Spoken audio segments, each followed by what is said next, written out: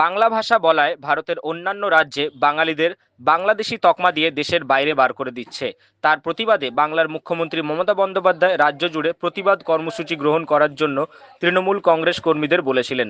তারই পরিপ্রেক্ষিতে বিধাননগর 41 নম্বর ওয়ার্ডের পৌরমাতা রত্না ভৌমিকের উদ্যোগে একটি মিছিল করা হলো, যেখানে বাংলা ভাষার অপমান আর সইবে না এই বাংলা এই স্লোগানের মধ্য দিয়ে তৃণমূল কংগ্রেস কর্মী সমর্থকরা মিছিলে পা মেলালেন। প্রতি শনি ও রবিবার এই ধরনের মিছিল করার ডাক দিয়েছেন মুখ্যমন্ত্রী মমতা বন্দ্যোপাধ্যায়। তাই পৌরমাতা রত্না ভৌমিকের এই উদ্যোগ। তৃণমূলের দর্শন, বাম বিজেপি বিসর্জন।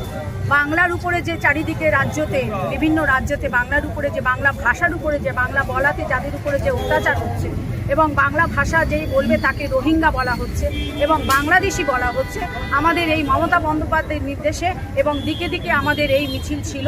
আজকে আমাদের শুরু হলো।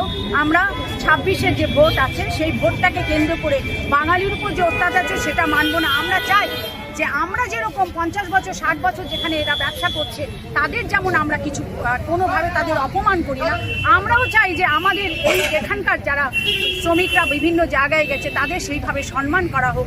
মমতা বন্দ্যোপাধ্যায়ের একটাই কথা যে আমরা কোনোভাবেই কাউকে কোনোভাবেই অপমান করব না, সবাইকে সম্মান করব। তাই তৃণমূলের একটাই দর্শন, তৃণমূলের দর্শন বাম বিজেপি বিসর্জন। তার কারণ হচ্ছে বাম এবং বিজেপি সবাই মিলে একসাথে বলতে শুরু করেছে যে বিভিন্ন বাংলা ভাষা যারা বলছে তারা রোহিঙ্গা এবং বাংলাদেশি।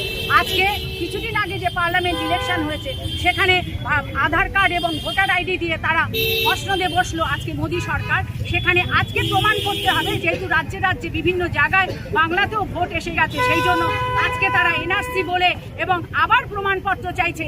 আমরা কোনো আর প্রমাণ দেব না, আমরা একটাই প্রমাণ দেব, 26-এ মমতা বন্দ্যোপাধ্যায় আবার চতুর্থবার মুখ্যমন্ত্রী হবে। তৃণমূল দেখিয়ে দেবে চারিদিকে বাঙালি, চারিদিকে বলছে একটাই কথা, বাংলা বাঁচাও বিজেপি হটাও, বাংলা বাঁচাও বিজেপি হটাও এবং দেশ বাঁচাও বিজেপি হটাও। ক্যামেরায় পিন্টু নস্করের সাথে আমি উজ্জ্বল পাল, নিউজ কলকাতা 24।